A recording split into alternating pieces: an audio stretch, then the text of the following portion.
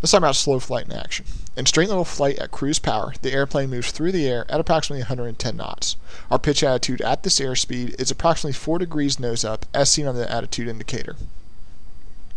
From this condition, let's discuss how you'll enter slow flight. Let's make this realistic by supposing that you're preparing to land and must slow the airplane to 75 knots to keep from weed whacking the airplane ahead of you.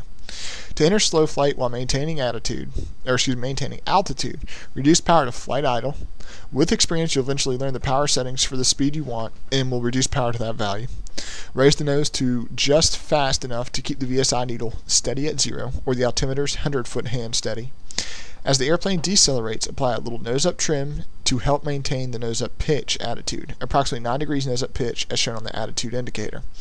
When the airplane is at its desired airspeed, apply enough power to hold your altitude, and that's around 1,900 RPMs. Use small adjustments in pitch to maintain the desired airspeed. Make a final trim adjustment, if necessary, to maintain the pitch attitude, which gives you the desired airspeed. When entering slow flight, your airplane should look something like the one in this picture. Let's talk about leaving slow flight. Let's suppose we're following an airplane and the tower controller wants you to increase your speed from 75 to 85 knots. How do you accomplish this? Simply reverse the process used to enter slow flight. To leave slow flight, increase power a bit, say to around 2,000 RPM, lower the nose just fast enough to keep the VSI needle steady at 0 or the altimeter's 100-foot hand steady.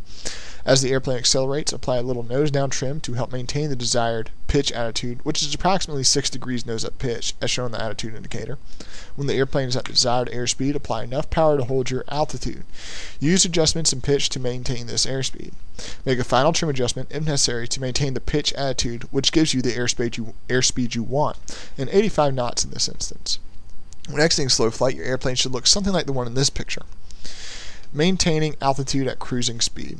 So far, you've examined how to fly the airplane at several different speeds. At this stage of your training, you should be aware that the throttle is best used to maintain your altitude or rate of descent.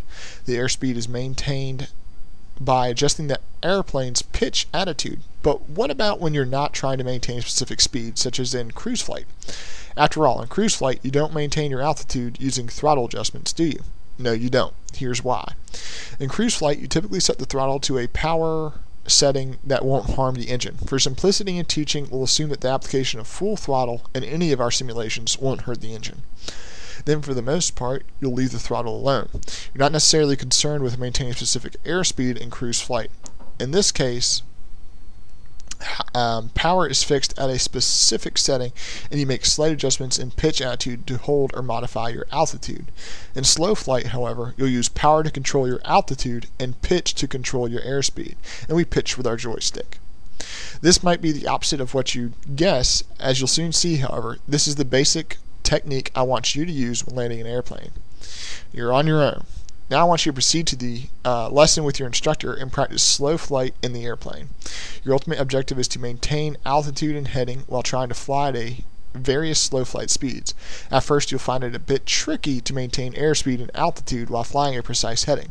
So establish your priorities as follows. First, adjust pitch to give you this airspeed you want. Then, while maintaining that pitch attitude, make small adjustments in power to hold your altitude. If you feel lucky, try slow flight in turns, but be careful in those turns. Remember from turns that a slight increase in pitch attitude was necessary to maintain altitude in a turn.